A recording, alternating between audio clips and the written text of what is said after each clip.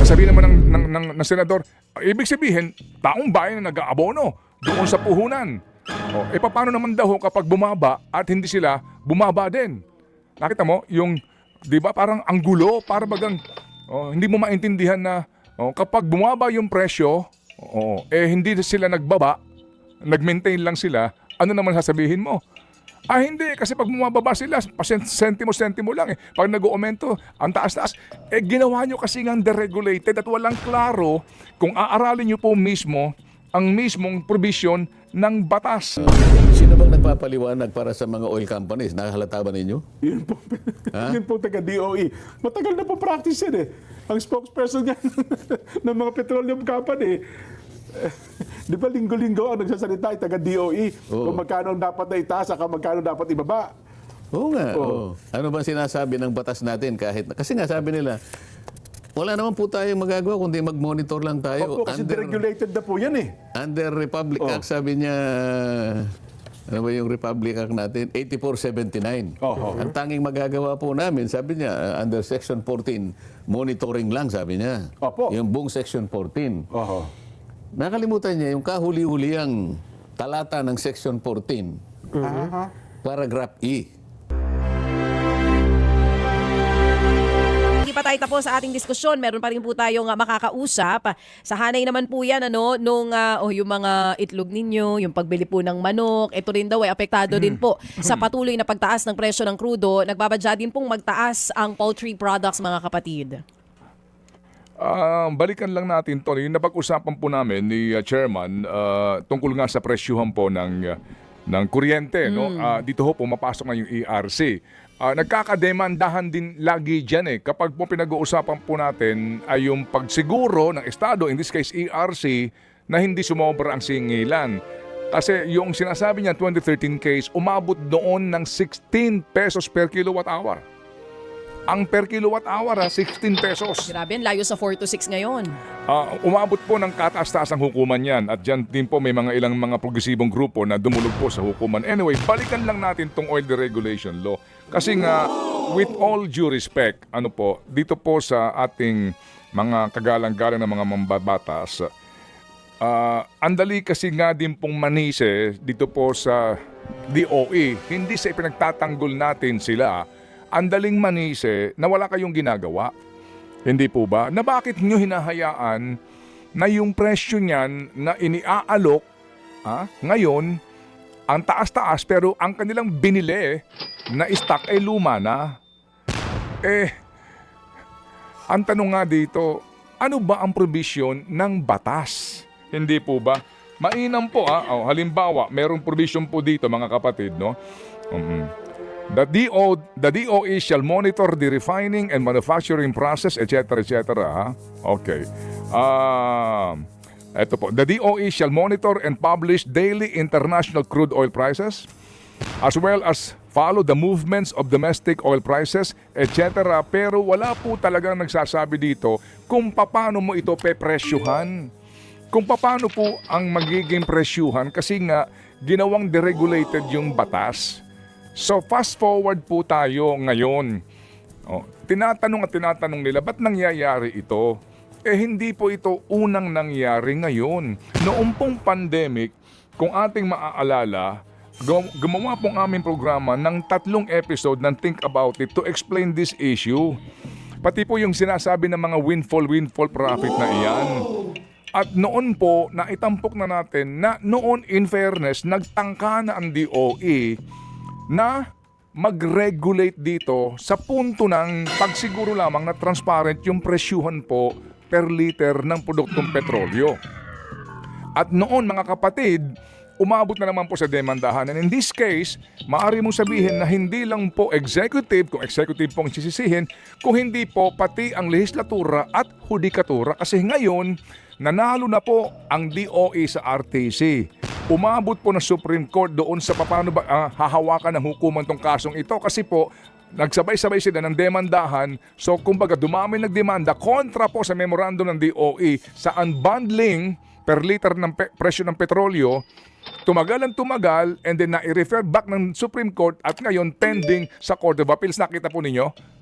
Ang tagal na po ito. Ano ba issue po dito? para mo malaman kung paano pinapresyohan yan, maging transparent ang mga oil companies na wala actually po sa provision ng oil deregulation law. Kaya nga po ngayon, in fairness naman po, tali din ang kamay ng ng DOE.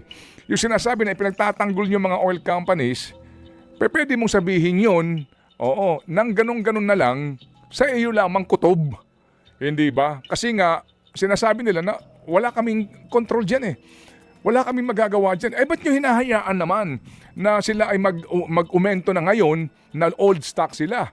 Ang sagot ng DOE lagi dyan, kasi kapag naman sila hindi nag-umento, yung kanilang bibilhin baka mas mahal, so yung kanilang perang kakailanganin mas malaki, sasabihin naman ng senador, ibig sabihin, taong bayan na nag-aabono doon sa puhunan. Paano naman daw kapag bumaba at hindi sila bumaba din? Nakita mo, yung, di ba, parang ang gulo, para bagang, hindi mo maintindihan na, kapag bumaba yung presyo, hindi sila nagbaba, nag-maintain lang sila, ano naman sasabihin mo? Hindi, kasi pag bumababa sila, sentimo-sentimo lang eh. Pag nag-uumento, ang taas-taas. Ginawa nyo kasi ngang deregulated at walang klaro kung aaralin nyo po mismo ang mismong provision ng batas. Pati nga po sinasabi po, pati po yung pagkakaroon po ng petroleum reserve, yung minimum inventory requirement, mga kapatid.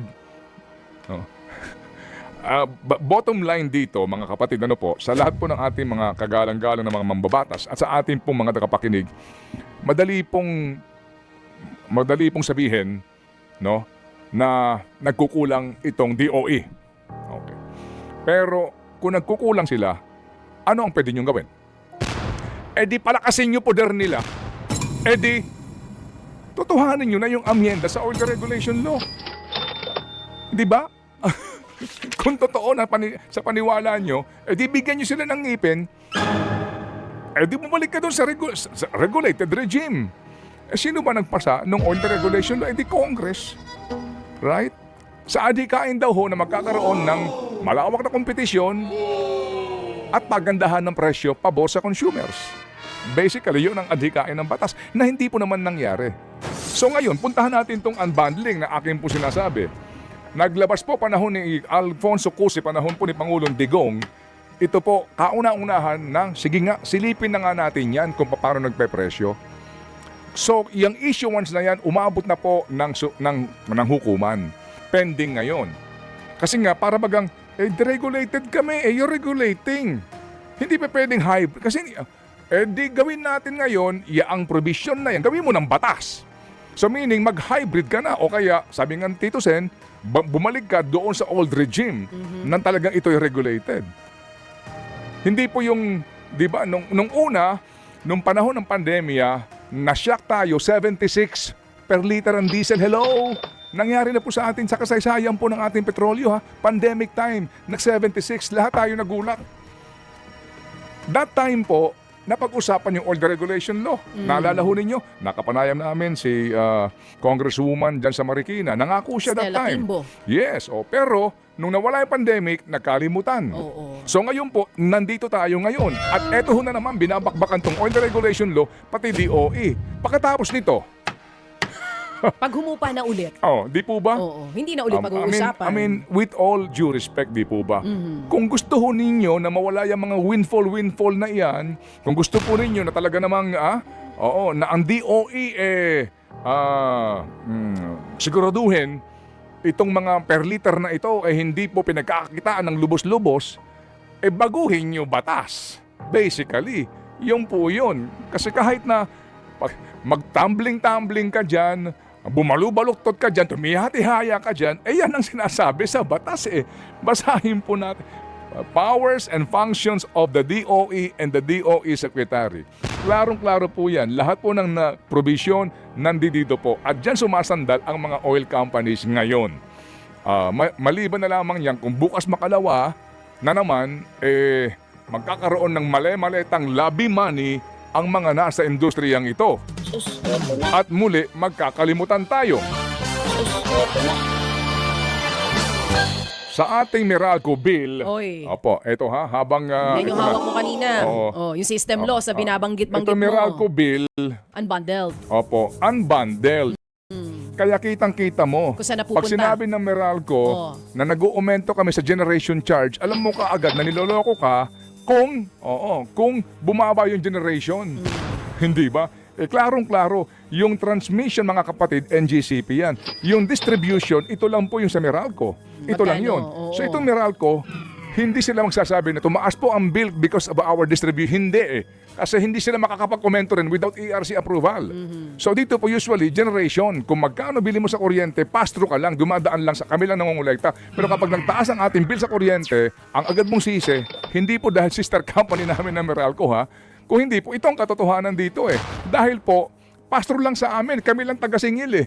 Kung tumaas yung generation, itataas ang singil sa kuryente kasi nga generation siya. Pero kitang-kita mo sa bill. Ito rin po ang gustong mangyari nga sana ng DOE Oo, na may ganyan. na binarel ng Sino mga bumarel? oil companies at lumapit sa hukuman na pending ngayon. Di po ba? Again, kung gusto ho ninyo na magkaroon ng reform at magkaalaman tayo, eh di baguhin yung batas at magpakatotoo po tayo sa provision ng batas. Kung sinasabi nyo na dapat may gantong poder, sabihin nyo nasaan ang provision ng batas na yun ang poder na maaari pong sandalan ng mga taga-Department of Energy. Oo. Thank you so Ilang. Oh, national emergency pa rin. Ayun, tama naman. Okay. Kasi kapag ka sinabi mo, national energy Emergency. eh ang daming tinatamaan na sektor dyan eh, di ba? Oo nga, oo nga. Diyan, kapag ka ang pinag-uusapan, na unang-una na dyan, transportation, di ba? Sa transportation na yan, involved na yung pagta-transport ng kalakal, magmula sa mga iba't ibang industries natin, agriculture, fishing, lahat na yan, ano? Paano kang hindi gagamit ng gasolina? O ng crudo, ng diesel? Opo. So, mga fisher po, pupunta sa laot, meron silang gagamitin na gasolina. Opo. Pag-transport ng kanilang huli, gagamit din sila ng transport. Yes po. Yung mga kalakal, paano yung supply chain, pati yung mga farmers, gagamit din yan sa pagsasaka nila. Mechanized na rin yung iba, di ba? O, pagka dadalhin sa palengke, sa tindahan, gagamit ka ng yung public transport, ganun Opo. din. Crudo Yung papasok sa sa eskwela. So, Department of Education, problema rin. Yung mga teachers, pupunta sa eskwela, yung mga estudyante, ihahatid, lahat. Pati paglulutusin. O, yung nagtitinda sa palengke, Yan, lahat. Karinderya. Paano mo i-isolate ang iba't ibang sectors na affected ng transportation sapagkat wala kang gasolina o wala kang diesel? Hindi mo pwedeng sasabihin national energy emergency. Ang sinasabi ng batas, national emergency. Okay. Ito naman ang talagang talagang Estado. lumilitaw na. Ito na yung estado. Kung talagang unang-una wala na tayong maangkat na petrolyo. Kung totoo. At kung ganun nakataas talaga sa sinasabi nilang pandaigdigang merkado. Palagi niyong nasasabi yun eh. Palagi Totoo niyong po. naririnig eh. Oho. Ang presyo at ang bentahan sa pandaigdigang merkado ng produktong petrolyo. Yan po lagi. Tanong mo nga kay Nelson kung ano pagkakaintindihan sa pandaigdigang merkado ng petrolyo. Oh. Kasi may avatar yan eh. World market. Pwede ba, pwede ba Nelson, ikaw munang magpaliwanag? Halimbawa, apa. Sapagkat mula sa iyo ay makikita nila ang payak, simple, at walang kakulay-kulay na pagpapaliwanag diretso sa pagkakaintindi ng ating mga mamamayan. Sige nga. Ano pong yung ipapaliwanag yung Ano ba Ano daw? ba yung kapag sinasabi yung pandaigdigang presyo sa merkado? Ayan. ng produktong petrolyo. Kasi palaging ganyan eh. Oho, yan. price world market, ano? Oho. Kaya nga. Oo. Diktaan yan ng world market. Oo. Kasi ang kadalasan dyan, depende sa supply and demand eh. Yan pa rin ang naglalaro, supply and demand. So, kung ano ang presyo dito sa world market, ipapasa yan, ibibili niya ng mga iba't ibang kumpanya Oo. sa iba't ibang mga bansa. Dadalhin yan sa mga bansa-bansa nila. So, dapat ito ang magiging basihan ng pagpepresyo nila dun sa... Kaya pala sabi dikta. Oo, dikta. ng world market. Hindi, ang inihintay sa iyo ng ating mga kababayan, Aha. yung simple, payak na pagpapaliwanag. Anong ibig sabihin pagka pandaigdigang presyo sa merkado ng langis. Ayan. Dapat isang presyo lang, yung pang world market na price. Hindi po, Hindi nga, pwedeng- paano nga, kasi hindi nila nga maintindihan yan eh. Kamukha nang nangyari sa atin. Sa ngayon, opo. Bago nagkagera ang Middle East, bago nagpasimulang girahin ng Amerika, ng Israel ang Iran, Opo. 55 pesos lang yung yung diesel. Mura lang, opo. Yun namang gasolina, 50 pesos. Yan. Oo. Ngayon, gusto nilang maintindihan mula sa pagpapaliwanag mo. Wag na sa akin. Para sa ganun, madali nilang maintindihan. Aha. Paano nangyari from 55, naging 110 after 2 weeks? Sumirit na napakataas. Oo, dahil nga pinag-uusapan pandaigdigang Oo. halaga ng sa merkado. Ayan, yun ang ipaliwanag mo. Ang taas daw ay parang rocket ng Israel. Oo, rocket. Parang rocket ng Iraq. At pagka ng bababa Iran. naman, parang pakpak ng agila. Gaganon-ganon. Ang bagal. Parang may narinig kang nagsabi mo. Kahapon. Huwag mo nang gagamitin yun kasi nga ang hinihintay nila yung maliwanag, simpleng pagbibigay kahulugan para maintindihan. Para mas madaling maintindihan natin, parang ikaw, meron kang paninda dyan, halimbawa, di ba? Sige. Aangkat ka sa akin. Oo. Sige, kayong Siyempre, kung magkano ang inangkat mo sa akin, Kayong dalawang mag-usap para magkaintindihan. dadagdagan mo lang yan ang tubo. Oo. Pero dapat hindi ka, kung magkano ko ipinasa sa'yo, huwag mo namang tataasan ng sobra-sobra. Aha. Di ba? Kung paano ko ipinasa sa'yo, dadagdagan mo lang ng sapat lang sa operation mo at meron kang profit. Kasi ang world market daw, sabi nila Sen at Nelson, nandun sa gitnang silangan eh. Nasa gitnang silangan. Nagkaroon ng gulo sa gitnang silangan dahil nga sa gera doon sa Iran.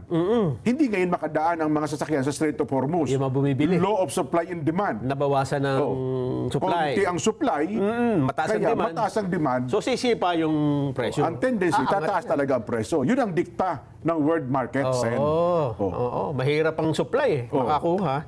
Apakadami ng gustong bumili.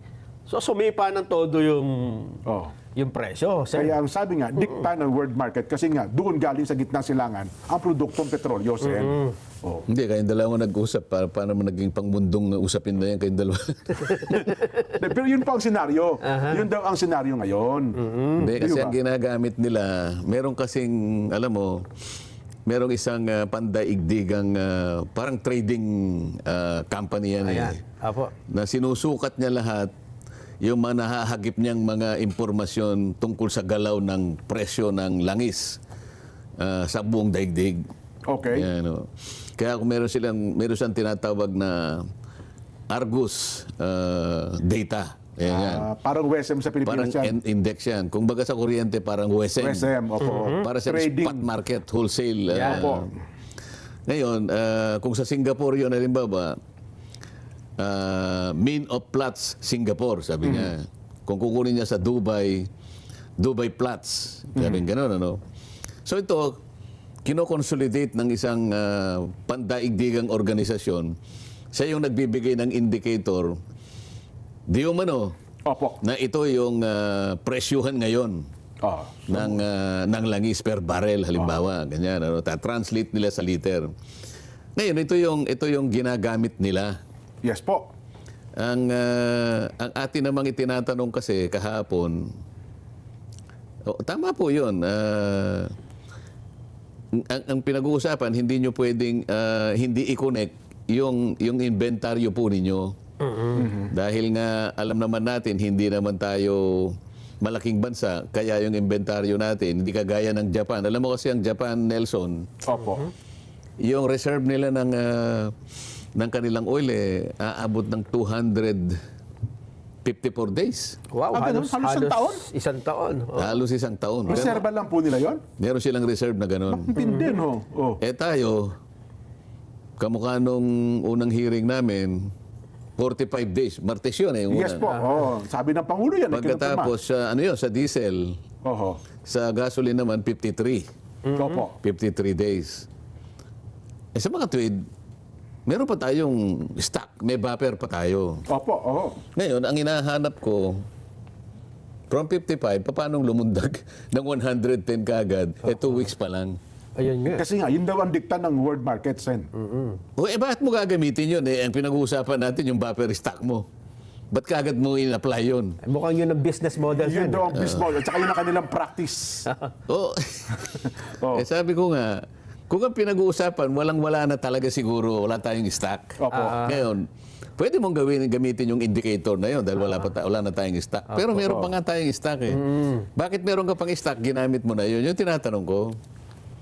Buti sana kung piso lang, ano? Di ba? Kasi ang pinag-uusapan natin, masyadong malaki. Malaki. Yung diferensya mula sa 55 hanggang sumabot na average ng 126. So sabi ko sa kanila, 125, 55, eh 70 pesos po kako ang difference.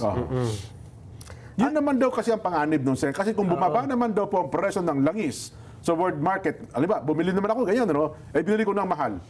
Eh within the week ay bumagsak naman ang presyo at ang tawag doon, nagmura naman. Halimbawa, nag-53 ulit. Nag-53 ulit. Ibababa ba nila? Dapat ibaba nila kasi ng kanilang model. Dapat ganun nga, Oo, no? kasi sabihin, bumili ako ng mahal, ayun naman ang risk ko, lugi din ako. So parang bawi-bawi lang, Sen. Naniniwala ba kayo? Yun daw ang kanilang model, practice eh. Kailangan nga yung model na yon mapag-usapan natin. Tama. Di ba? Sa anong punto mag-a-apply yung replacement cost mo? Ito ang tawag nila replacement. Replacement cost. Kasi meron ka pang Wala pa stocks, inventaryo. Sapat pa naman yun kasi sabi ko nga sa'yo, 45 days, 53 days. Ibig sabihin, isang buwan pa yon. Yes po. Eh, 2 buwan pa nga lang ang nakalipas, sabi ko. Eh, meron pa tayong ano eh. May 50 nga, 52, 60 days eh. 2 weeks pa rin po yung So, kailangan natin kwentahin ano yung punto na kung saan magsisimula yung replacement cost Trigger. sapagkat katapusan na ng inventory cost. Di ba? So, ang pinag-uusapan natin dito eh reciprocal eh. Ano? The end of the inventory price, the old price na ginamit mo sa inventaryo And the start nung ano. and the start Opo. of the replacement cost. Yun. Ito yung ano, so maghanap tayo ng reciprocal dito. Hindi yung nabalitaan mo lang, nag-gira lang, meron ka pang stock, kinuha mo na kagad yung replacement cost. Kaya ang sabi ko, parang hindi naman makatwiran. Kaya nga, nagkaroon sila ngayon ng pinag-uusapan na problema hanggang sa gumawa nga tayo ng isang national energy emergency na executive order. Bakit hindi na lang ginamit yung executive order na ganun din ang kaparaanan kung paano ma-address ang problemang inaharap natin? Kung meron talagang problema. Alam mo ba na meron tayong isang executive order? Meron ho bang, sabihin nakatalatag ng executive order na in case na meron Panahon ni dating Pangulong Gloria Macapagal-Arroyo. Naalala mo yung Ondoy. Magkakasunod na tatlong ano yun eh. Tatlong malakas na bagyo ata yun, Sen. Magkakasunod yun. Yun ang ginamit natin. Yung Executive Order 839. Okay, opo. Yun. Pero yun ho ay national emergency yun. Ang nakalagay ho doon, wala nakalagay na energy emergency gaya ngayon. Kasi nga bagyo yun eh. Opo. Basta pinag-uusapan national emergency. Kung ano mang klaseng emergency po yun. Pero dahil nga ganun ang nangyari, pati oil companies dinirektang sinabihan na huwag ninyong itataas ang presyo. Yes, opo. Price freeze. Ilang ano yun? Ilang Ondoy, Pepeng, at saka Ramil. Magkakasunod yun. Okay. Ngayon, ginamit yung Executive Order 839. 2009 ito, Jen, ha? Opo. Although dito naman kasi, ang talagang tinamaan ay Luzon lang, di ba? Opo. Pero, dahil targeted, sinabihan ng mga oil companies na huwag ninyong nagkaroon ng freeze sa presyo. Ng price freeze nga po. Oo. In-apply sa oil industry players. Okay. O bakit hindi pwedeng gamitin yun? Ngayon, saktong-sakto na Energy talaga dahil nga, ginagamit nilang sangkalan ngayon, yung Strait of Hormuz. Para bang lahat nanggagaling doon. Sinasabi ko nga, ayan kako yung naghambalang kako yung mga tangke ng 2 malalaking refinery. Hanggang ngayon kako hindi nyo sinusuri. 2 araw na tayong nagtatalo rito. Hindi pa ba nyo kako nakita kung totoo yan o hindi? Basta yun daw po ang sabi ng petroleum companies. Tinanggap na nila na yun ang buong katotohanan. Kayo magpaliwanag ngayon. Sino bang nagpapaliwanag para sa mga oil companies? Nakahalata ba ninyo? Yun po, yun po taga-DOE. Matagal na po practice yan eh. Ang spokesperson niya ng mga petroleum company, di ba linggo-linggo ang nagsasalita yung taga-DOE kung magkano ang dapat na itaas at magkano dapat ibaba. Oo nga. Oo. Ano ba sinasabi ng batas natin kasi nga sabi nila, wala naman po tayong magagawa kundi mag-monitor lang tayo. Opo, kasi deregulated na po yan eh. Under Republic Act, sabi niya, ano ba yung Republic Act natin? 8479. Ang tanging magagawa po namin, sabi niya, under Section 14, monitoring lang, sabi niya. Opo. Yung buong Section 14. Oho. Nakalimutan niya yung kahuli-huliyang talata ng Section 14, paragraph E. So nandun din pala sa paragraph E. Nandun, kasi Opo. sabi niya, yung pinakahuli, kasi ang paragraph, ang Section 14 kasi, A up to E. Okay. O, di ba? Oho. So, ibig sabihin, kung A up to E, 5 paragraphs yun. Yes po. Oh. Yung pinakahuling paragraph, sabi niya, in times of national emergency, sabi niya, Sa panahon talaga, no? Mayroong national emergency. when the public interest so requires. Ito yung sinasabi ng Constitution eh. Kung Nireplicate kinakailangan lang ng eh. panahon. Nireplicate lang. Binanggit ko na kanina sa inyo. Yes po. In times of national emergency, when the public interest so requires, the DOE may, Opo. hindi naman mandatory ha. Pero pwede, merong Maaari. maaari niyang gawin. May during the emergency and under reasonable terms prescribed by it temporarily take over or direct the operation of any person or entity engaged in the industry. O maliwanag na kahit na deregulated ang ating oil industry, in times of national emergency, emergency, pinag-uusapan national emergency, Sa kapakanan ng taong bayan. when public interest so requires. Opo. Kayo nang nagsasabi, meron na tayong emergency. Yun nga. Deklarado na nga po eh. Deklarado na nga, ginamit nga lang National Energy Emergency, pero kahit paano mo baligta rin yun, emergency talaga, kung totoo nga na wala na tayong mabili, kung pag-uusapan ay murang presyo ng produktong petrolyo. So pwede i-take over, Sen, ang mga nakalagay po. Ito nga yung nakasulat eh. Oho. Ngayon, hindi ko naman ina-advocate ito. Sinasabi ko lang, gamitin mo yung monitoring mo. Sabi ko, hindi mo ba titingnan? O sige, gamitin na, Madam Secretary, sabi halimbawa ng oil company A. Opo. Pumunta yung oil company A, B, C, D, E, F, G. Opo. Lahat na. Pwede na po ba namin, gagamitin po namin yung replacement cost? Ito po yung dikta ng World pandaigdigang market. Opo, merkado ng mga langis. Yes po. Kung tawagin nila yan, Argus benchmark at saka yung MAPS. Yes po. Ito yung Minoplatz Singapore, Minoplatz Dubai, ano? Brent, ganyan, mga ganyan. Ano? Opo. O sige, kanya, teka muna. Tingnan ko nga yung ICPO ninyo. Oho. Kasi yung ICPO, ito yung kanilang Pinakalibro ata yun, Sen. Hindi, ito yung pagka-bibili ka, i-require ka ng ICPO nung ng supplier. Yes po. Makikita mo doon kung magkano yung... Kung magkano mo nabili. Ma'am, huwag mo naman titingnan ito. Ba't mo, ikaw naman, kung talaga namang diyan ka bibili, ba't naman hindi kita papayagang itaas mo sa, ayon doon sa pandaigdigang ano na yun? O merkado. Pandaigdigang dikta ng merkado. Ang sinasabi ko, bakit? Dito ba kahit ba pinapayagan nga kita eh. Hindi nga kita sinasansa, hindi nga kita pinipigilan bibili. Pero ipakita mo nga sa akin kung diyan ka, kung yan ang binili mo. Patunayan mo naman talaga, parang gano'n, patunayan mo naman. Kung wala ka na, madam, wala pa po ako niyan. Paano mo itataas? Aha. Yun ang tinatanong ko.